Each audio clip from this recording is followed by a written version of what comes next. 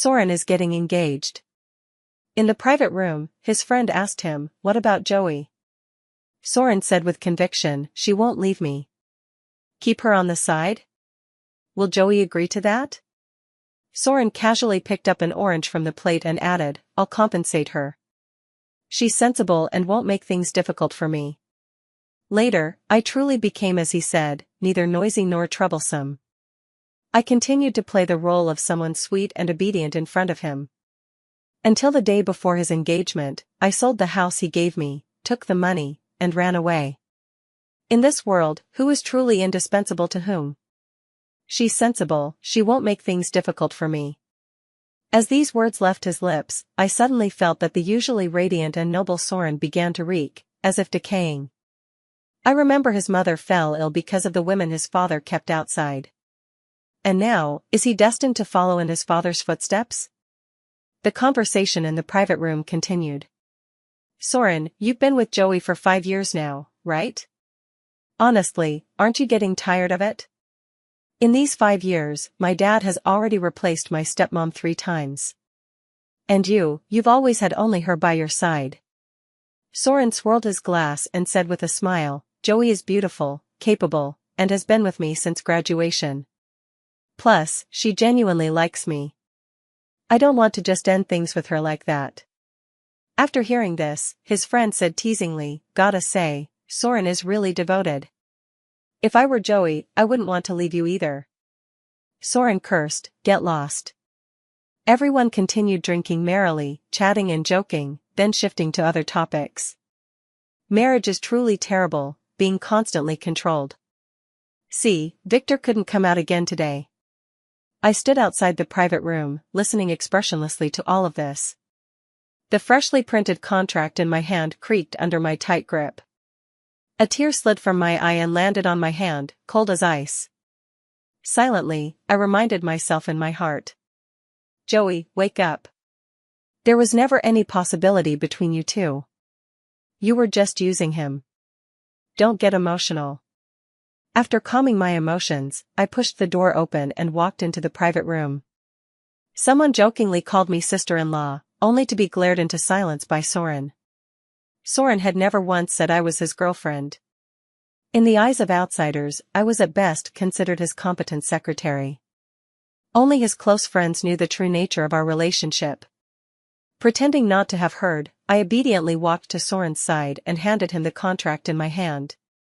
I'm not planning to confront him now. After all, he's still technically my boss. Men come and go. But a job with working hours from 10 to 4, weekends off, and full social benefits? That's hard to come by. Even if I quit, I can't afford to be fired. After sitting down, Soren handed me a freshly peeled orange. It was meticulously cleaned, even the white fibers were removed. His friend noticed and remarked suggestively, "Joey, you're truly lucky. Look how well Soren treats you. You'd better repay him properly." I smiled, tore off a segment of the orange, and put it in my mouth. One bite, and the sour, bitter taste spread across my tongue. I should really repay him, after all, he saved me once. The story of how I met Soren is rather cliché. In my senior year of college, my mother fell seriously ill and needed money urgently. During my internship, to earn overtime pay, I went out for business drinks with my supervisor. But that supervisor was despicable, he slipped something into my drink. Just as that beast was about to drag me into his car, Soren appeared and saved me. That day, lying in Soren's car, I actively pressed myself against him. Soren resisted, but couldn't withstand my repeated entanglements, and he eventually lost control. After that day, he helped me settle my mother's medical bills. Upon learning which school I attended, he arranged for me to join his company. After graduation, I directly became his secretary. After joining the company, Soren taught me many things about work. Outside of work, he would take me traveling all over the country to broaden my horizons. As a partner, he was emotionally stable, had no bad habits, and was very generous to me. This lasted for 5 years. In Soren's eyes, I had always been the picture of obedience and understanding throughout those 5 years. What he didn't know was that our meeting had actually been carefully planned by me in advance. The place I went to with my supervisor was also booked by me beforehand. Because I knew that every Friday evening, Soren would go to that mall to buy pastries for her bedridden mother. The only thing I didn't lie to him about was that my mother was sick, and I really needed the money. But I was genuinely grateful to him. But now, I have to leave him. Because I don't want to be the one who ruins someone else's marriage. The air conditioning in the private room was still on, and I was only wearing a short skirt. Now that autumn had arrived, the evenings were inevitably a bit chilly. After a while, I couldn't hold back a sneeze. Achoo! Soren thoughtfully draped his jacket over my shoulders and asked, "Are you cold?" I shook my head obediently, as usual. Then, he continued drinking, one glass after another. After more than a dozen glasses, Soren could no longer hold himself up and slumped back onto the sofa.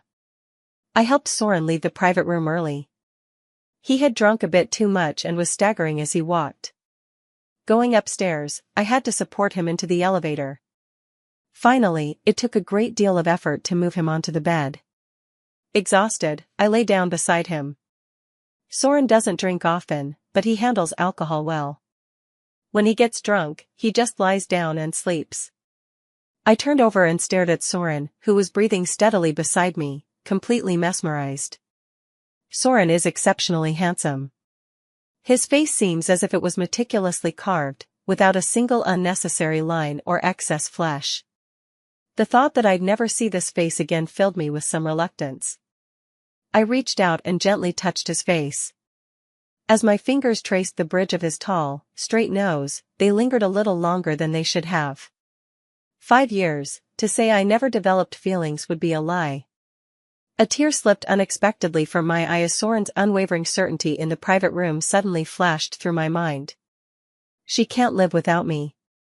The next second, I withdrew my hand as if shocked by electricity. A voice popped up in my heart. "Joey, he's about to get engaged. And he still wants to keep you on the side. How can you still love a man like that?"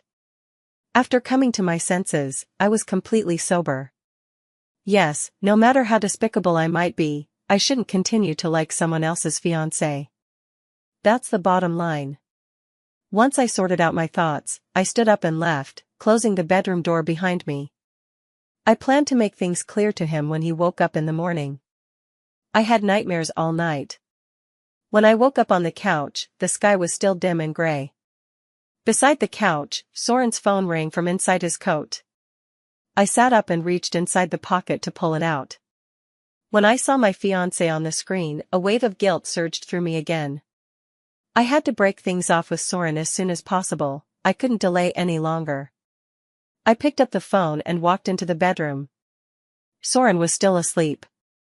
I patted his arm hesitantly and said, "Soren, your phone is ringing." Soren frowned and mumbled, "You answer it for me first. It's your fiancé calling." After saying this, Soren suddenly opened his eyes, his gaze clear. He sat up from the bed, took the phone, and answered the call. "Soren." I could clearly hear the voice on the other end of the line, a very coquettish female voice. Soren hummed in response. "It's so early. What's up?" The girl skillfully cooed with familiarity. "Why so serious?" "I called to remind you, don't forget you're meeting my family with me today." "Don't forget." Soren replied, "I haven't forgotten. I'll be there on time." The call ended, and the room suddenly fell into silence. Just as the tension became suffocating, I took the initiative to break the stalemate. "Are you getting engaged?" Soren was very straightforward. "In about a week." Then, he smiled and asked me, "What? Are you jealous?" "No, Soren continued, "By the way, I've transferred the ownership of this apartment to you. Someone should contact you this afternoon to sign the contract." After Soren said this, I swallowed back the words of breaking up that I had rehearsed 1,000 times in my mind. A man can be abandoned. But no one could refuse a 400 square meter luxury apartment in the city center. When I looked up again, my eyes were filled with tears, tears of excitement. Soren probably thought it was because I was too upset. Seeing this, he reached out and gently wiped my nose. Silly. I never said I didn't want you. After saying that, he rolled out of bed and walked toward the door.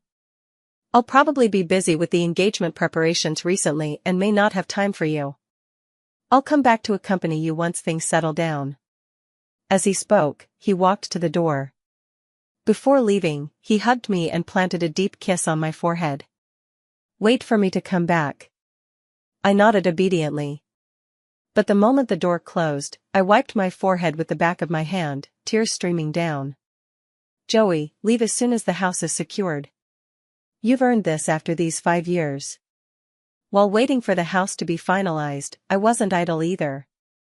I ransacked the place to gather all the things Soren had given me over these 5 years.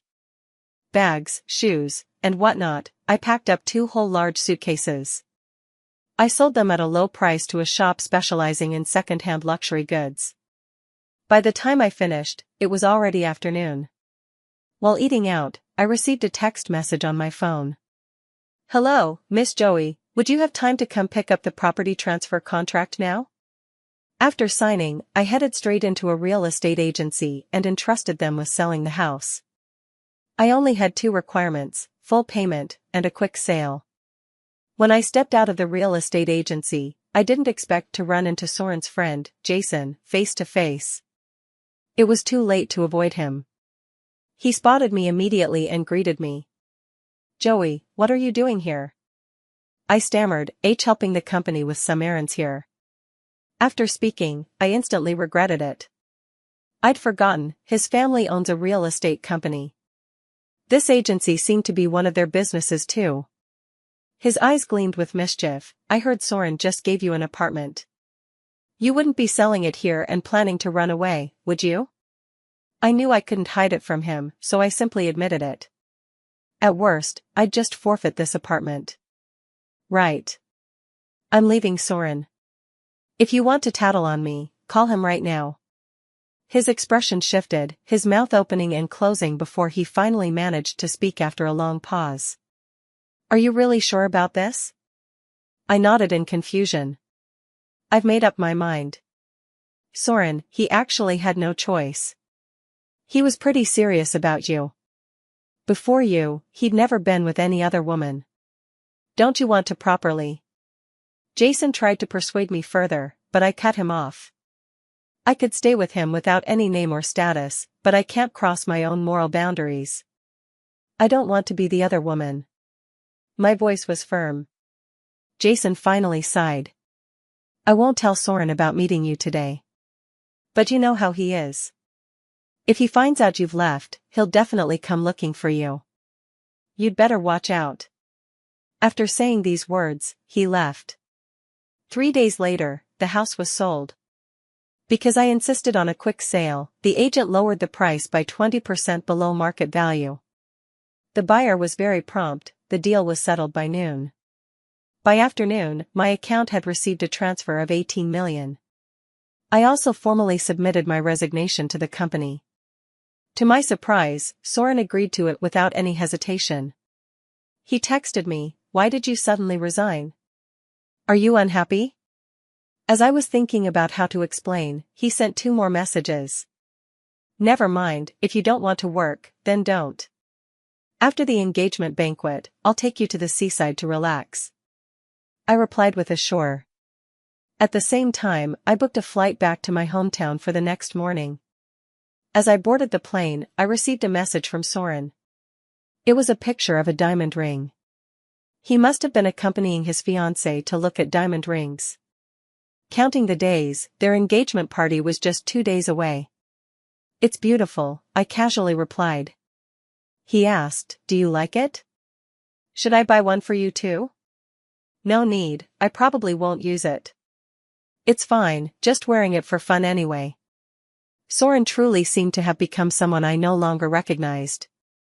A ring that carried a woman's beautiful hopes for marriage was, in his eyes, nothing more than a playful accessory. I couldn't help but feel a pang of pity for his fiancée. Just before shutting off my phone, I still managed to bid him a final farewell, hoping to draw a proper closure to our 5 years together. Soren, I'm leaving. Wishing you a happy engagement. After sending the message, I turned off my phone.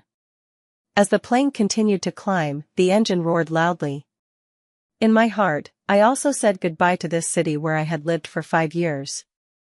City A, goodbye, and never again. On the other side, after receiving Joey's message in the shop, Soren felt a momentary panic. He called Joey, only to find that the other party's phone was turned off. There was a bad feeling in his heart. It didn't seem like Joey was joking. So, he made up an excuse, saying something had happened at the company and he needed to go back to check. After speaking, he ignored his fiancée's attempts to stop him. He drove alone to Joey's house, only to find it empty upon arrival. The password was changed. Soren realized he'd been played. Remembering Joey's usual obedient demeanor, an inexplicable anger welled up inside him. He muttered to himself, Joey, good. After going downstairs, I picked up my phone and called my assistant. Find out what Joey has been up to in the past few days. And I want her itinerary, fast. Early the next morning, when I went out to look for food, I saw Soren downstairs. I wasn't surprised that he chased after me. I knew his personality. Seemingly calm and aloof on the surface, but deep down, he is stubborn. He doesn't allow anything or anyone to escape his control. I saw him walking towards me from afar, his usually neat hair slightly tousled by the wind today. After walking up to me, he grabbed my arm and yelled, "Had enough? If you're done, come back with me." Then, he pulled me toward the exit. I stubbornly stood my ground, refusing to move. Perhaps my arm hurt from his grip, so I crouched down and started crying. Only then did Soren stop. He also crouched down and gently patted my head on his palm, speaking softly. "All right, I'm sorry. I shouldn't have lost my temper. I was just really angry earlier." Seeing me motionless, he simply picked me up from the ground.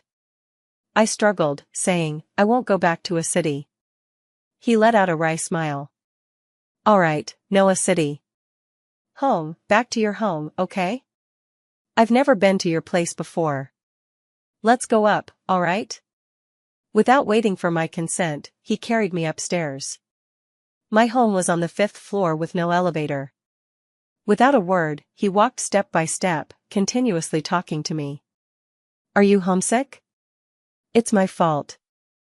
I was afraid you'd feel sad remembering your mom's passing, so in these 5 years, I never accompanied you back here.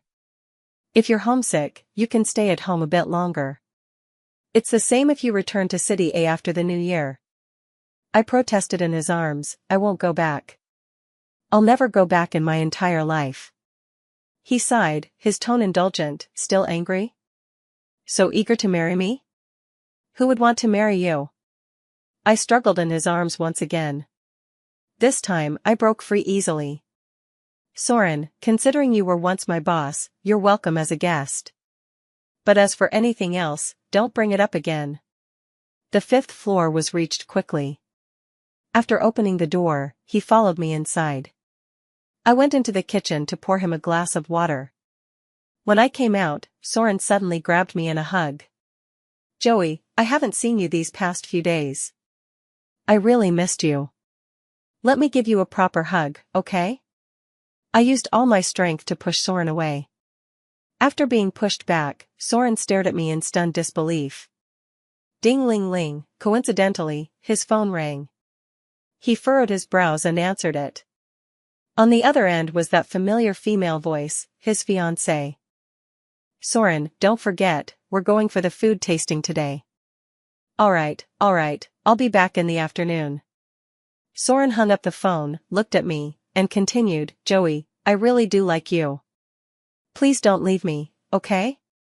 His eyes were filled with deep affection. Despite having just ended a call with his fiancée, he turned around and showered another woman with sweet words. I presented him with an impossible demand. "As long as you don't get married, I'll go back with you." Soren's expression immediately turned cold. "Joey, don't be so unreasonable. This is completely normal.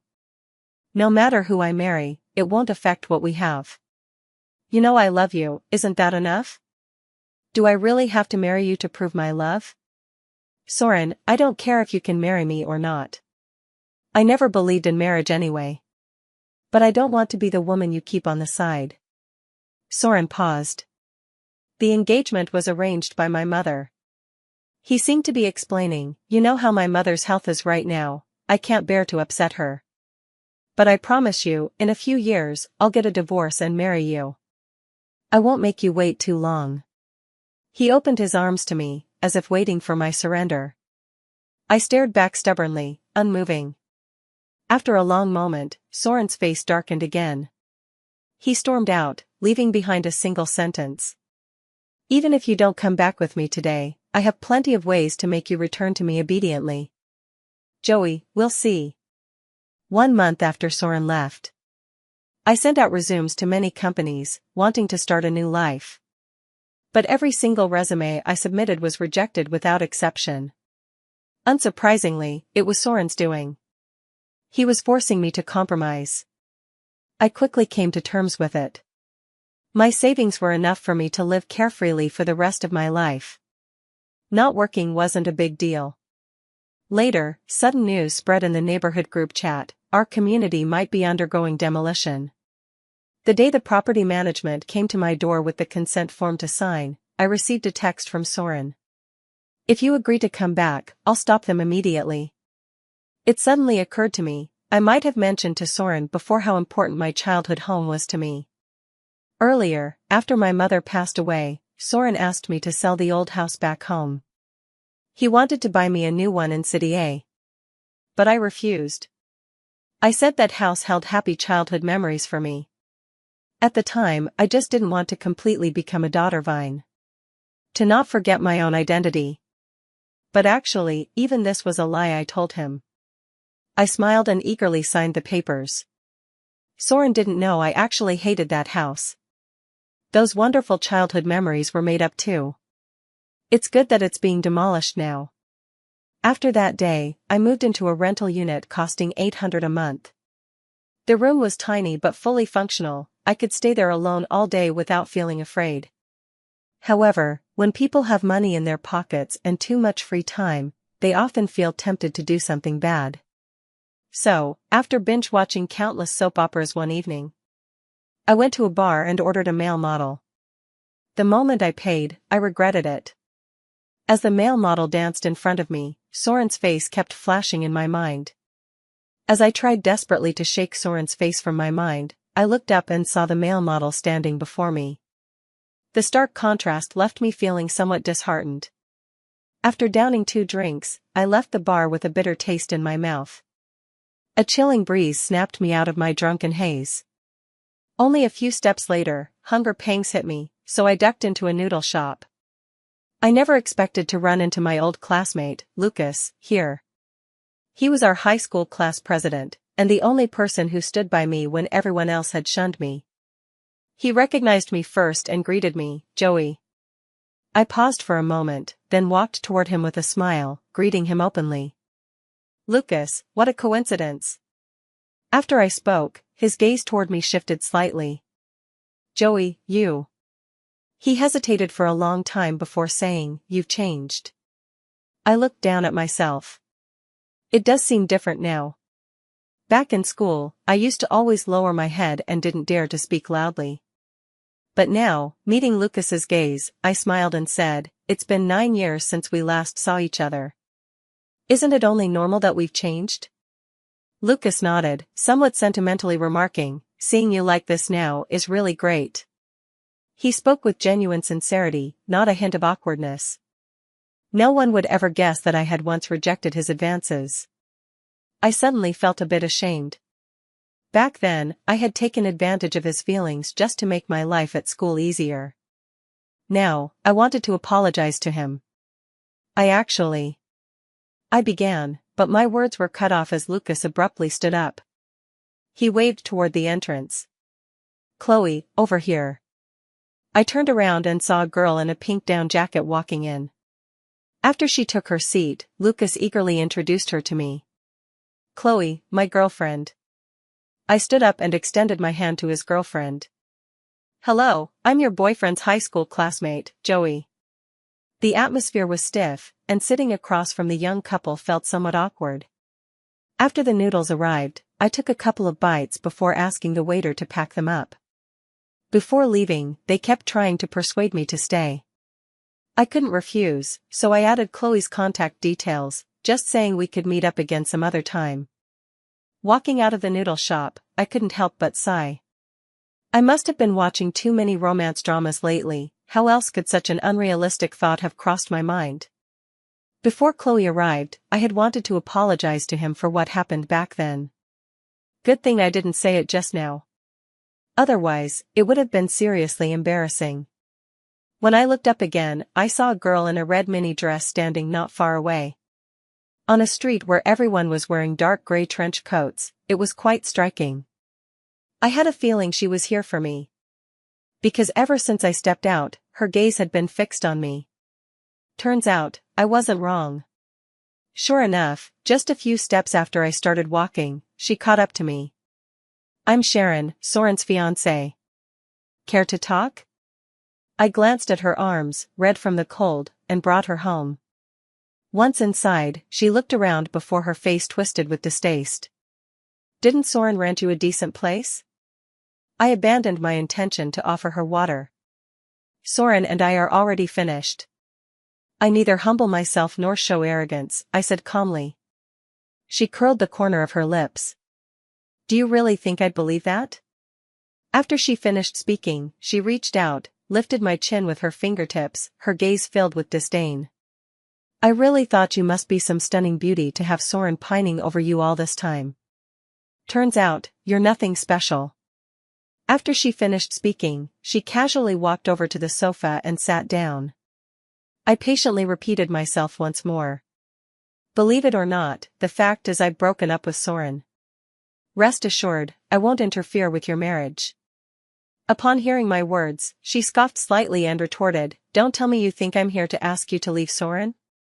Wrong, quite the opposite. I came to persuade you to return to a city. I was taken aback. Why? She raised her eyes, full of disdain. I'm not like you. I'm not the kind of woman who's nothing without love. Her tone was dripping with sarcasm. I was only with Soren for my family's business. I don't care whether you're still with Soren or not. I just don't want to see my groom abandon me at the altar on my wedding day. I understood immediately. She probably thought I was playing some kind of hard-to-get strategy. After a moment of silence, I said, Soren wouldn't do that. Soren isn't the kind of person who doesn't know what's important. Besides, he loves his mother so much that he would never disappoint her. Sharon crossed her arms, looking domineering. Of course I know he wouldn't. It's you I don't trust. Who knows if you might pull some suicidal stunt. Don't worry, I wouldn't either, she wagged her finger. I don't trust scheming women like you. Then there's nothing I can do. I spread my hands, showing an attitude of take it or leave it, see what you can do to me. Her eyes flickered. It's understandable for someone as poor as you to want to climb higher. But I must remind you, don't forget your place. She continued, honestly, I even pity you. Coming from such a humble background, you finally managed to latch onto someone like Soren. Now, I suppose you want to cling to him for dear life. But let me give you a piece of advice. Don't hold high expectations for men, thinking they'll love you forever. A woman's youth is the only thing of value she has. Why not stay by Soren's side for a few more years while you're still young and make a good sum of money? I can even give you an extra amount, what's there to lose? Fine, how much do you want? Just agree to return to a city and stay obediently by Soren's side, until he gets tired of you. A cold breeze suddenly blew against my back. I turned to look, the door had been left open when Sharon came in earlier. Looking back, I also chuckled softly. To be honest with you, I'm not who you think I am either. I've never cared about love. From the very beginning, I only approached Soren to get money for my mother's treatment. You don't need to worry about me clinging to him. To me, he's just a tool. I don't want money, and I won't return to City A. Even less would I come between the two of you. Unlike you rich people, I have the most basic moral principles. She suddenly burst into laughter. Ha ha ha. The laughter was piercing. Not a homewrecker? Wasn't your mother one? I was completely furious. Shut your mouth. Sharon showed no signs of stopping and continued, there's no need to pretend in front of me. I've already uncovered your background before coming here. Your mother was the other woman, so it's only natural for you to be one too. After all, as the saying goes, like mother, like daughter. Slap. A sharp, stinging pain spread across my palm. Yes, my mother was the other woman. I always thought I hated her. After all, because of her, I never had a single good day during my school years. But later, when she fell ill, I found I couldn't bring myself to be cruel. For her sake, I even sold my body. I became someone who would stop at nothing to achieve my goals. Yet, in my whole life, there's nothing I despise more than being called that. Do you believe that with just a flick of my finger, I could crush you like an ant? Sharon covered her face, staring at me with an expression of utter disbelief. Only then did I realize what I had done. As I stood there in a daze, Sharon rose from the couch and raised her hand to strike me. I resigned myself and closed my eyes. Just before the slap could land, a sharp command rang out from the doorway, stop. Suddenly, Soren walked in from outside. Get out of here, Soren roared at Sharon. Sharon's eyes instantly reddened, and before leaving, she spat out harsh words. You just wait. After Sharon left, Soren stood quietly at the door, staring at me as if trying to see right through me. Earlier, what you just said, was all of it true? It's true, I admitted. There was no unease of having a lie exposed, instead, a hint of relief. I only got close to you for the money. Now you know everything. Hurry and chase after her. Your fiancé probably hasn't gone far yet. You might miss her if you wait too long. Actually, I knew he was outside the door all along. Those words I just said were intentional, too. I just wanted to quickly draw a clear line between us. To my surprise, Soren didn't go after Sharon. Instead, he walked up to me and knelt down on one knee. He took out a diamond ring from his pocket and whispered, actually, I came here today to propose. No matter who you are or what your reasons for approaching me, it's you I love. Joey, will you marry me? From now on, I'll love you with everything I have. Just as he was about to slide the ring onto my finger, I pulled my hand away. Then I turned, leaving my back to him. But, Soren, I don't love you. I've only ever loved money from the very beginning. If you really can't spend it, just give me more money. After a long while, Soren stood up from the ground. Joey, I'll give you one last chance. Will you agree to my proposal? I didn't look back. After Soren left, I stretched out my palm, marked with crescent moon indentations. Good. I almost got moved just now. But I knew we were never from the same world. So, I have no regrets. From now on, I'll live well and earn a good living. No matter what kind of person I become, it's the person I choose to be, nothing to do with Soren. As for Soren, ever since he thought of keeping me as a hidden mistress, he became nothing more than a passerby in my life. I stood by the window of my rented room, pushing the last empty suitcase into the corner. The window framed the distinctive winter gray-white sky of the old city, with the wind sending plastic bags tumbling chaotically down the streets like snow that would never fall. I glanced down at my bank account balance, enough for me to start fresh in any city as if reborn. My phone buzzed with a message from Jason, the engagement party, it's cancelled. I smiled, swiped the message away, blocked him, deleted it, all in one smooth motion. As clean and decisive as when I first schemed to get close to him 5 years ago. From this day forward, I owe no one, and no one owes me. My name is Joey, a woman who loves only money and herself. Is that so bad? No, it's just that I've finally become the kind of person I once despised and envied the most. I picked up my coat, closed the door, and the lock clicked shut with a crisp sound. The dim motion-activated lights in the stairwell lit up floor by floor, then switched off again one by one, as if someone behind me was turning off the lights of my past 5 years. Downstairs, a cold wind hit my face. I tightened my scarf, took 2 steps forward, then suddenly turned back to glance at this shabby building. Goodbye, Soren. No, never see you again. I turned and threw myself into this vast, unfamiliar winter. From now on, mountains high and rivers long, we each descend to our own hell, each bloom our own flowers.